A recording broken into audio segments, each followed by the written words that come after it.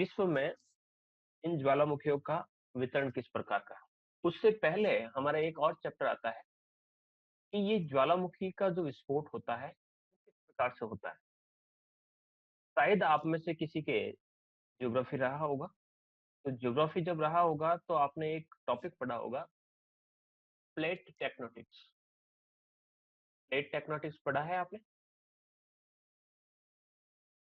शायद पढ़ा होगा। ठीक है, हैरी हेस ने एक सिद्धांत दिया था वर्ल्ड में, या वर्ल्ड क्या, जिस प्रकार से हम कहे कि जो मैप है, तो उस मैप की अगर बात करें तो कुछ प्लेट्स होती है। प्लेट्स इन द सेंस कि हमने दो थ्योरीज को मैं साथ लेकर चलूंगा। नई स्लाइड लेता हूँ। आपने अल्फ्रेड वैगनर को भी पढ़ा होगा। अल्फ्रेड वैगनर ने महाद्वीपीय प्रभाव, कॉन्टिनेंटल ड्रिफ्ट की थ्योरी दी। वो कहता है कि एक पूरा का पूरा जो धरातलीय भाग है, उसको उसने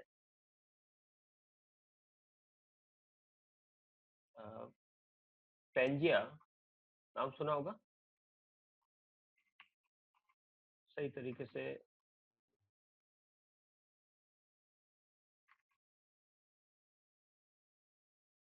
मैं यही ऐसे लिख रहा हूँ, पेंजिया। पेंजिया का नाम सुना होगा। पेंजिया नाम का एक महाद्वीप था, और उस महाद्वीप के चारों तरफ एक बड़ा सागर था। उसका नाम था पेंथा प्लासा। ठीक है, महाद्वीप का विखंडन हुआ। विखंडन किस प्रकार से हुआ कि ये अलग अलग टुकड़ों में बट गए। जैसे कि आपके जो दक्षिणी अमेरिका है वो अलग भागों में बट गया, उत्तरी अमेरिका की एक अलग पोर्शन में बट गया, जो अफ्रीका है वो भी दो भागों में इस प्रकार से बट गया, इंडिया, ऑस्ट्रेलिया, ये इस प्रकार से अलग अलग भागों में बट गए, लेकिन सारे के सारे जो भाग थे वो एक थे। ये थ्योरीज काफी लंबी है, मैं थ्योरीज पर वक्त न गंवाते हुए मैं आपको बात कहूंगा कि जो प्लेट्स हैं, तो मेजरली आपके 7 बड़ी बड़ी प्लेट्स हैं। 7 बड़ी प्लेट्स के अंतर्गत सबसे पहले एक प्लेट, जैसे कि ये नॉर्थ अमेरिका की एक प्लेट है, साउथ अमेरिका की दूसरी प्लेट है, तीसरी प्लेट यूरेशियन और या फिर कह सकते हैं एशिया तथा यूरोप की है। फोर्थ नंबर जो प्लेट है वो अफ्रीका की है। इंडो एंड ऑस्ट्रेलिया की फिफ्थ नंबर प्लेट। अंटार्कटिका की, अंटार्कटिका सिक्स नंबर, और पैसिफिक जो है उसकी यहाँ पर मैं बना देता हूँ, ये 7, टोटल 7 प्लेट्स है। प्लेट्स किस प्रकार से है, जैसे कि अगर हम किसी बर्तन को ले और बर्तन के अंदर अगर हम कुछ पदार्थों को इस प्रकार से डाल देते हैं, यानी ग्लास ले लीजिए या फिर कुछ बर्तन ले लीजिए, और उस बर्तन में अगर हम यहाँ पर एक ग्लास ड्रॉ करता हूँ मैं, ठीक है, और उसमें अगर हम कागज के टुकड़ों को डाल दें, छोटे छोटे से कागज के टुकड़ों को डाल दें, तो हम देखेंगे कि वो कागज के टुकड़े कभी आपस में टकराते हैं, कभी एक दूसरे से दूर जाते हैं, कभी एक दूसरे के पास में आ जाते हैं। कौन किसको धकेलेगा ये डिपेंड करता है कि कौन सा भारी है और कौन सी हल्की है। तो ऐसे ही टोटल 7 प्लेट जो है पूरे वर्ल्ड में पाई जाती है। यानी वर्ल्ड के मैप को देखें तो हर एक जमीन का जो टुकड़ा है वो एक प्रकार से प्लेट है। प्लेट जो है वो कॉन्टिनेंटल प्लेट भी हो सकती है, यानी महाद्वीपीय प्लेट भी हो सकती है, और प्लेट ओशियनिक भी हो सकती है, यानी महासागरीय प्लेट भी हो सकती है, क्योंकि महासागरों के पानी के नीचे तो सियाल का हिस्सा ही है। तो ये प्लेट्स जो होती हैं वो मूव करती है, यानी आगे पीछे होती है।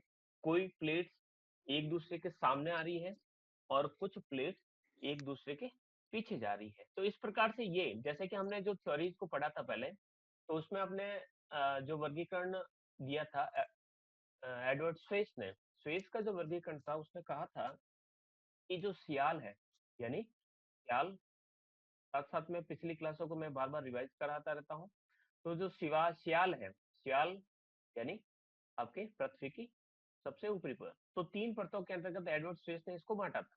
सबसे ऊपर की जो प्लेट है उसको उसने नाम दिया ये वाली, ये था सियाल।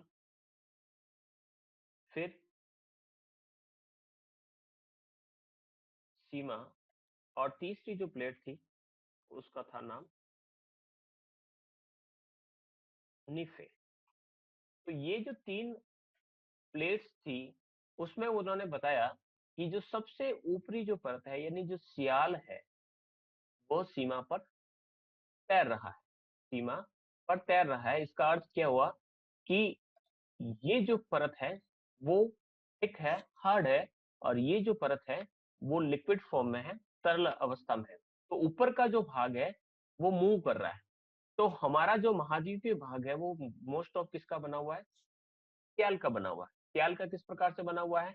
इसको अगर हम इस प्रकार से देखें कि अर्थ का हम एक स्ट्रक्चर बनाते हैं, ये है पहाड़, प्लेट्यूज, फिर मैंने प्लेन्स बना दिए, और प्लेन्स के नीचे मैंने इस प्रकार से सागर की तली बना दी। इसको हिप्सोमेट्रिक कर्व कहते हैं।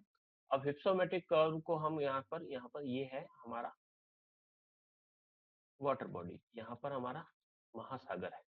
महासागरों के ऊपर से अगर देखें तो यहाँ पर ये सियाल है। तो सियाल की सबसे ज्यादा जो डेप्थ पाई जाएगी पर्वतों के नीचे, यानी पर्वतों के नीचे सबसे मोटा सियाल रहता है। उसके नीचे आते हैं आपके पठार, कम मैदानों के नीचे उतना कम, और महासागर की तो जो तली है वहां पर, यानी यहाँ पर 5 किलोमीटर अगर हम गड्ढा खोदे तो हम किस में पहुंच जाएंगे? नेक्स्ट परत में पहुंच जाएंगे। यानी हम किस में पहुंच जाएंगे? हम सीमा में पहुंच जाएंगे। और जो ऊपर के जो भाग है वो किसके बने हुए हैं? सियाल के। सियाल जो है, ये जो सियाल है ये परतदार चट्टानों का बना हुआ है, यानी सेडिमेंट्री रॉक्स का बना हुआ है, थोड़ा सा हार्ड है। और जो सीमा है उसमें आपके मेल्ट या फिर पिघले हुए पदार्थ देखने को मिलते हैं। यानी ये जो है ये लिक्विड फॉर्म में है, और ये जो भाग है सॉलिड फॉर्म में। ठीक है। तो यहाँ पर हमारा जो पर्वत है, जैसे कि यहाँ पर मैं लिख देता हूं, ये है हमारा पर्वत, यहाँ पर है हमारे पठार, ये है मैदान, और ये जो है हमारी सागर तली, यानी ओशन का फ्लोर जो है वो यहाँ पर पाया जाता है सागर की तली। तो हम अगर इसकी मोटाई को देखें तो इस प्रकार से, तो लिक्विड पर सॉलिड तैर रहा है। तो हमने कहा कि जो लिक्विड, जैसे कि ये हमने ग्लास का उदाहरण लिया, तो ग्लास ग्लास का उदाहरण मैंने इस कारण दिया था कि जिस प्रकार से ग्लास ग्लास के ऊपर कागज के टुकड़े तैरते हैं, जैसे कि इसको हम ग्लास की शक्ल दे देते हैं, ये ग्लास, और इस ग्लास के ऊपर क्या तैर रहा है? ग्लास में क्या है? पानी भरा हुआ है। तो इसमें सीमा में पानी भरा हुआ है, और इसके ऊपर तैर रहे हैं पर्वत, पठार, मैदान, यानी यानी ये सभी जो भाग है ये किस में शामिल आते हैं?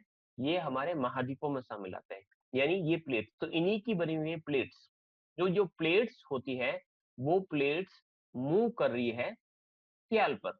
तो वो मूव किस प्रकार से होती है? तो मूव के बिहाव पे हम उसको अलग अलग भागों में बांट सकते हैं। सबसे पहले देखिए, ये हुआ आपका कंजर्वेटिव। ठीक है। कंजर्वेटिव में आप देखेंगे कि 2 प्लेट्स, यहाँ पर एरो जो है वो शो कर रहा है कि ये जो प्लेट है इस दिशा में मूव कर रही है, और ये प्लेट इस दिशा में मूव कर रही है। तो क्या होगा? संरचनात्मक किनारा बनेगा। संरचनात्मक किनारा का अर्थ हो गया कि यहाँ पर किसी प्रकार का कोई नुकसान ज्यादा नहीं होगा, नए पदार्थों की रचना होगी। ठीक है। नुकसान नहीं है, लेकिन कुछ ना कुछ नया पदार्थ बनेगा। तो दोनों ही एक दूसरे के पास से सरक गई। जब इस प्रकार से एक दूसरे के पास से 2 प्लेट सरक जाती है तो उसे हम संरक्षी या कंजर्वेटिव तो या किनारा कहते हैं। ठीक है। तो इस प्रकार की स्थिति में क्या होता है कि न तो अभिसरण हो रहा है और न ही अपसरण हो रहा है। अभिसरण यानी वो न तो कन्वर्ज हो रही है और न ही डाइवर्ज हो रही है। अब कन्वर्ज और डाइवर्ज को हम देखते हैं। देखिए यहाँ पर दूसरी जो स्थिति है, उस स्थिति में आप देखेंगे कि दोनों ही प्लेटें एक दूसरे से दूर सरक रही है। दोनों ही प्लेटें एक दूसरे से दूर सरक रही है। ऐसी स्थिति में आप देखिएगा कि जब दोनों ही प्लेटें एक दूसरे से दूर सरक रही है, तो बीच में से जो मेल्ट या जो पिघले पदार्थ है वो कहाँ आ गए? धरातल के ऊपर आ गए। ऊपर आ गए तो ऊपर आकर ये लावा जो है इस तरफ फ्लो करेगा या इस तरफ फ्लो करेगा। तो बीच में क्या आ गई? आप देखेंगे दरार आ गई। तो यहाँ पर जब इस प्रकार की दरार आ जाती है, तो दरार आ गई यानी इस समय कौन सा ज्वालामुखी बना है? यहाँ पर बना है फिशर। ये दरारी उद्भेदन, ये आपके दरारी उद्भेदन। अगर कहा जाए कि दरारी उद्भेदन कब होता है, तो दरारी उद्भेदन कब होता है? जब दो प्लेटें या दो स्थलखंड या दो जमीन के टुकड़े एक दूसरे से दूर सरकते हैं। जब दूर सरकते हैं, जैसे कि हमने ब्रेड का स्लाइड लिया, या फिर कह सकते हैं हमने कोई सैंडविच लिया, सैंडविच को हमने कह सकते हैं कि बीच में से तोड़ा। तो जैसे ही बीच में से हम उसको तोड़ते हैं, तो उसमें से चीज बटर या दूसरी जो चीजें होती है वो ऊपर से आ जाती है, बाहर निकल जाती है। तो उसी प्रकार से यहाँ पर भी लावा जो है बाहर निकल जाता है। लेकिन ये भी रचनात्मक किनारा है, क्योंकि इसमें किसी प्रकार का कोई नुकसान नहीं हो रहा। आराम से दोनों ही टुकड़े एक दूसरे से विपरीत दिशाओं में सिरक गए। जब विपरीत दिशाओं में सरकते हैं तो इसे कहते हैं अपसरण। ये यहाँ पर हिंदी के कई टर्म्स आएंगे और इसको कहते हैं अपसरण। अपसरण को इंग्लिश में कहते हैं डाइवर्ज। ये डाइवर्ज हुए, एक दूसरे से विपरीत दिशाओं में सरके। तीसरी स्थिति देखिएगा कि उसे कहते हैं डिस्ट्रक्टिव। डिस्ट्रक्टिव यानी ये जो है, डिस्ट्रक्टिव का अर्थ होता है विनाश, विनाशात्मक, नुकसान। यहाँ पर सही तरीके से लिखा नहीं जा रहा है। ये विनाशात्मक किनारा, देख, विनाशात्मक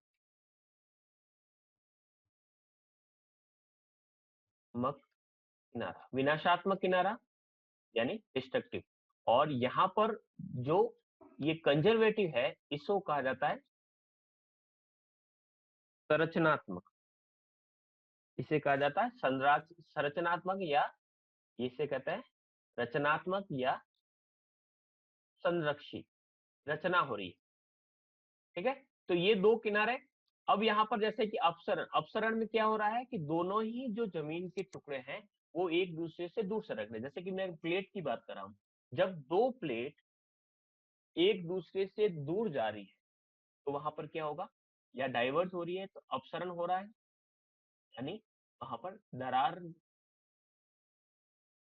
दरार में से लावा बाहर, लावा जो निकलेगा काफी शांत तरीके से निकलेगा, किसी प्रकार की आवाज नहीं होगी।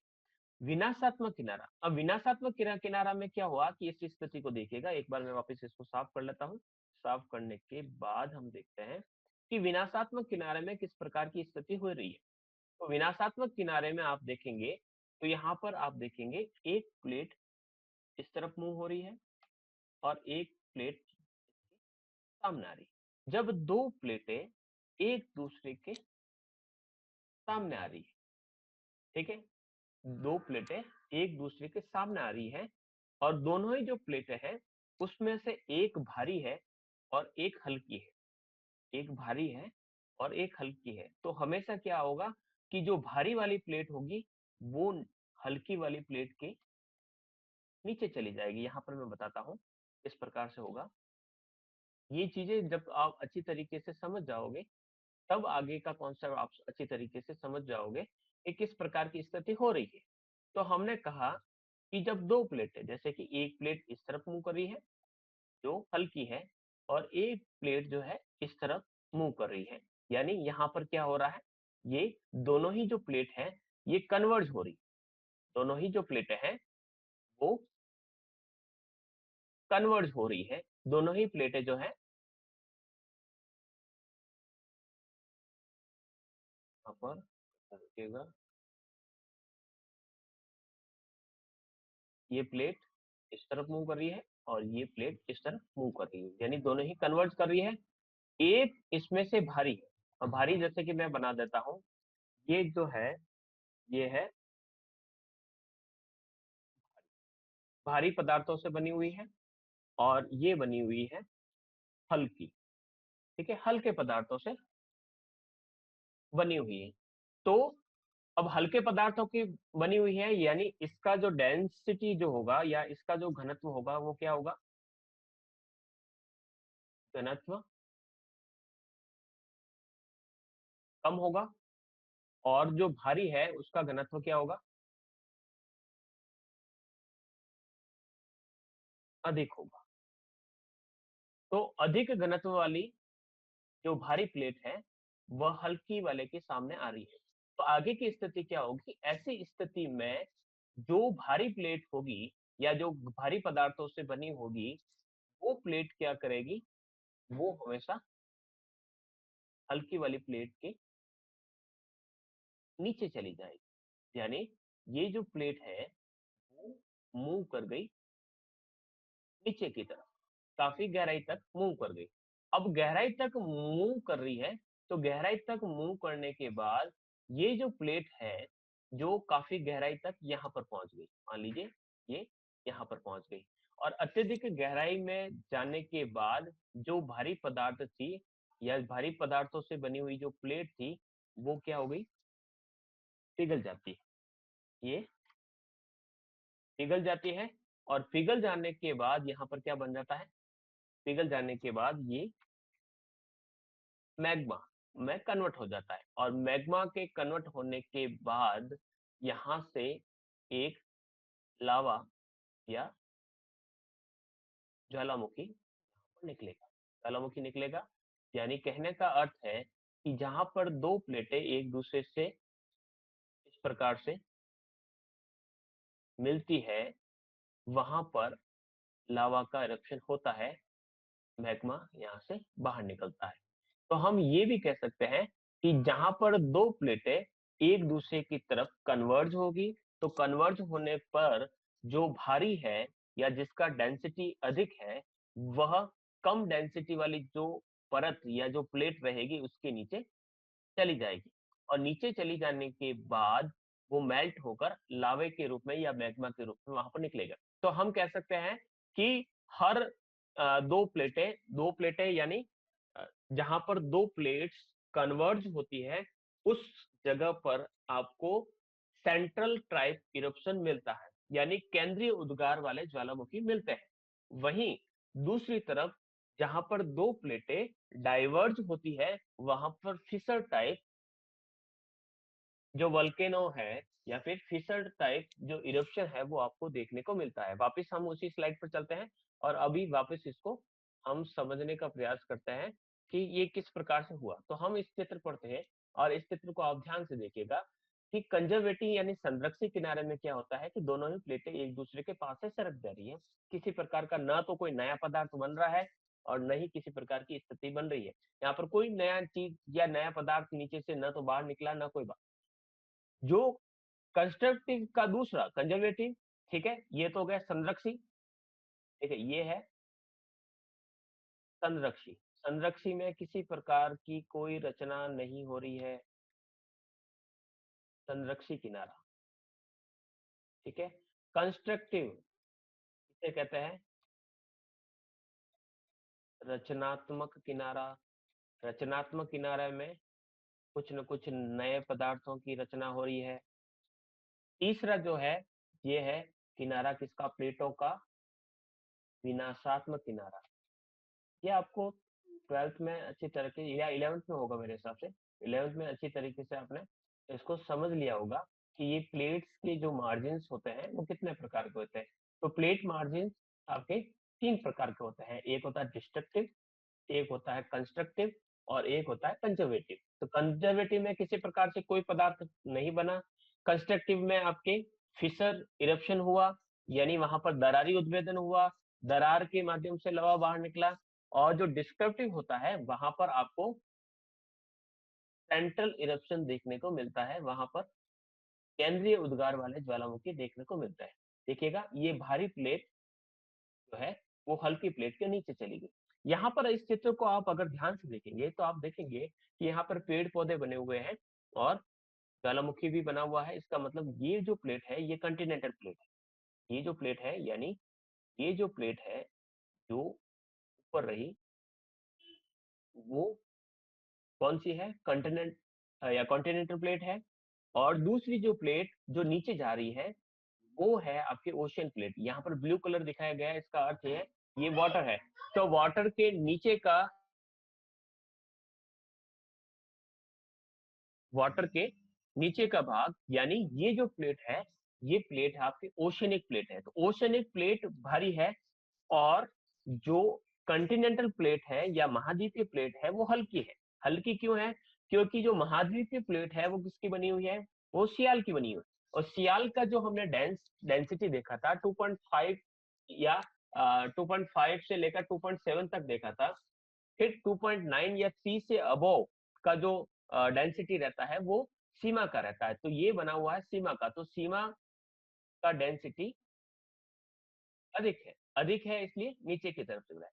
तो यहाँ पर जब दो प्लेट इस प्रकार से मूव हो रही है और एक भारी प्लेट इसके नीचे यहाँ पर नीचे चली जाती है, तो यहाँ पर आप देखेंगे तो यहाँ पर आपको एक क्षेत्र देखने को मिलेगा। बहुत सारे टॉपिक एक टॉपिक के साथ निकल के आ रहे हैं, तो इनको आप धीरे धीरे समझते रहे, क्योंकि ये प्रीवियस नॉलेज होना चाहिए था आपका, तो हो गया होना चाहिए था। अगर नहीं पता है तो कोई बात नहीं, हम इसको समझेंगे। तो भारी प्लेट नीचे चली गई, तो यहाँ पर एक ट्राइंगल बनता है। ये देखिएगा यहाँ पर ट्राइंगल, और इस प्रकार का जो ट्राइंगल है उसे हम कहते हैं बैनी ऑफ जॉन। बैनी ऑफ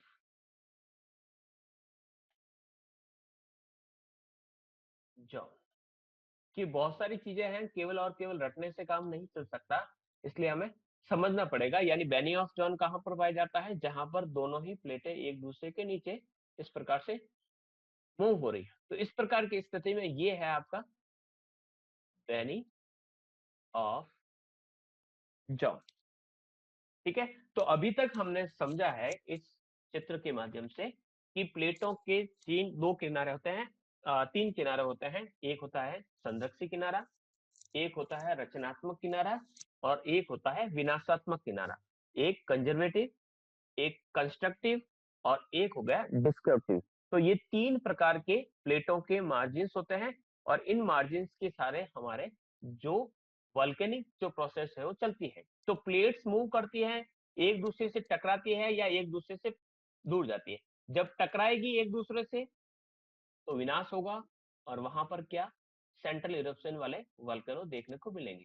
जब दो प्लेटें आपस से एक दूसरे से दूर जाएगी, बीच में गैप आएगा और धरातल के पताल में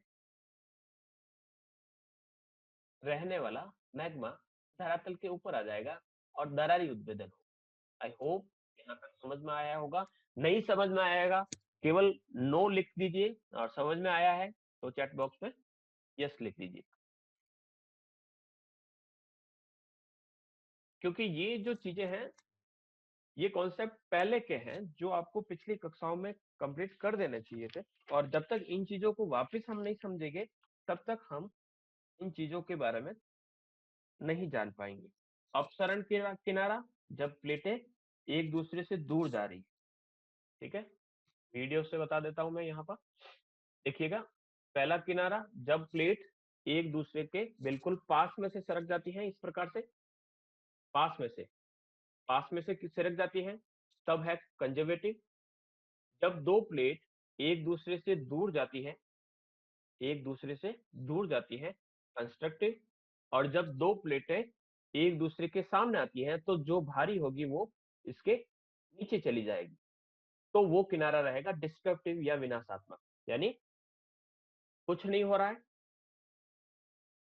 बीच में से दरार से लावा निकल रहा है, और जब दोनों टकराते हैं तो उस समय सेंट्रल इरप्शन होता है, यानी वल्केनो की जो प्रोसेस है वो वहां पर बनती है, या सेंट्रल टाइप इरप्शन जो होता है वहां पर बनता है।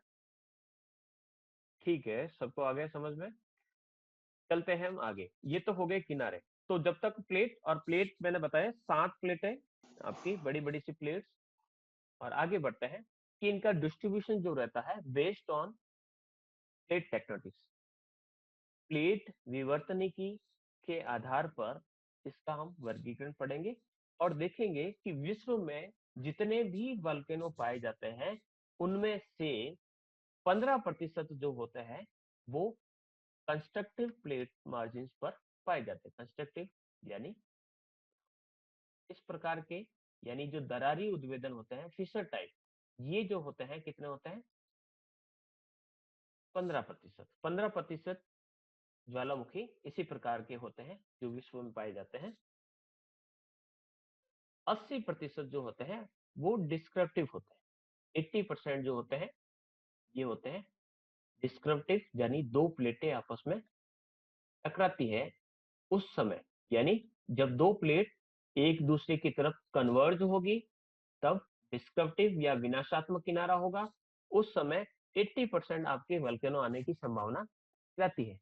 15% जब प्लेटें डाइवर्ज होती है, अपसरित होती है, उस समय 15% वल्केनो आने की संभावना रहती है। तो हम 15 और 80 को जोड़े तो 95 हो गए। अब पीछे बची 5 जो परसेंट जो भूकंप आते हैं वो इंट्राप्लेट आते हैं। इंट्राप्लेट का अर्थ होता है कि न तो डाइवर्ज हो रहा है, यानी न तो अपसरण हो रहा है, यानी दो प्लेटें एक दूसरे से दूर नहीं जा रही है, और न ही वहां पर अभिसरण हो रहा है, यानी न ही वहां पर कन्वर्जेशन हो रहा है या दोनों प्लेटें एक दूसरे की तरफ आ रही है। तो न डाइवर्ज न कन्वर्ज, बीच में ही, जैसे ये प्लेट है, इस प्लेट के बीच में से ही कोई छेद हो गया और इसमें से धीरे धीरे लावा बाहर निकल रहा है। तो उसी प्लेट में, प्लेट के बीचों बीच ही अगर किसी प्रकार का लावा अगर निकलने की प्रक्रिया है तो विश्व में 5% ऐसी संभावनाएं और ऐसे ज्वालामुखी देखे गए हैं जो न तो प्लेटों के कंजर्वेटिव पर है, न कंस्ट्रक्टिव पर है, और न ही डिस्क्रिप्टिव पर है। इंट्राप्लेट या इन्हें हम कहते हैं हॉट स्पॉट, शायद नाम सुना होगा, इसे कहा जाता है हॉट स्पॉट या इसे प्लूम्स कहा जाता है। हॉट स्पॉट्स या प्लूम्स कहा जाता है। तो हवाई द्वीप का हमने पढ़ा था।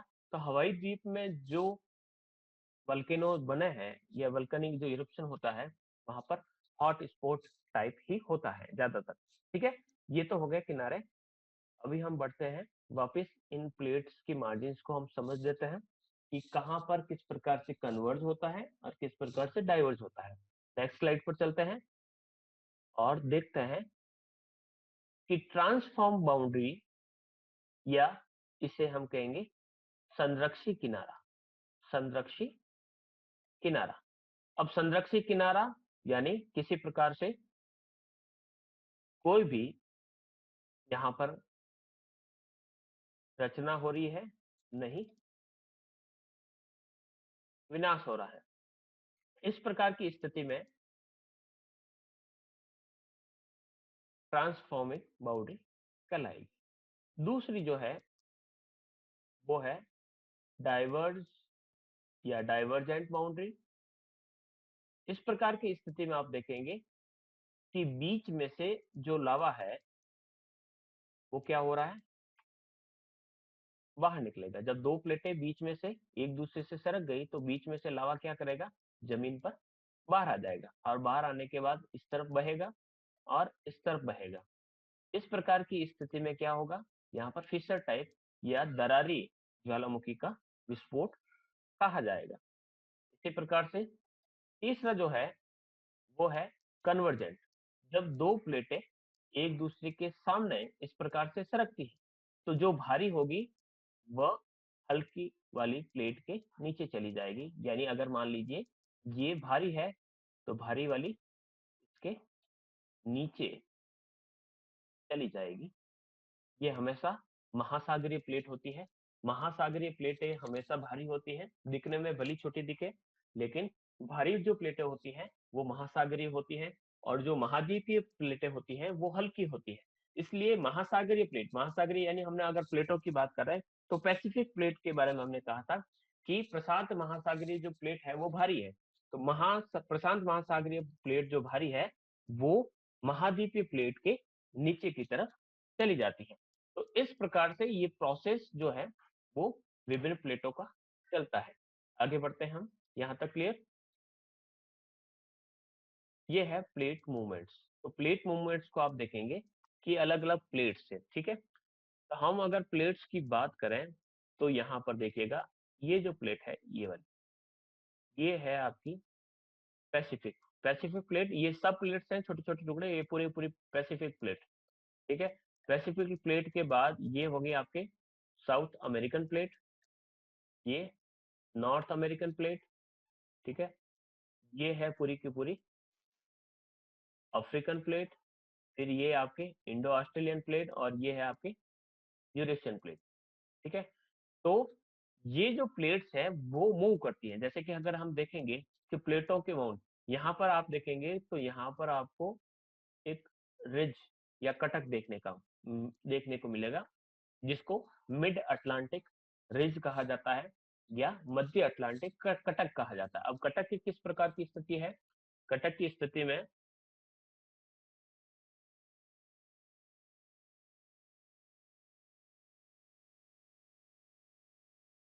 ठीक है भेज देंगे नीलू, फिर वापस रिकनेक्ट करना पड़ेगा आपको। आप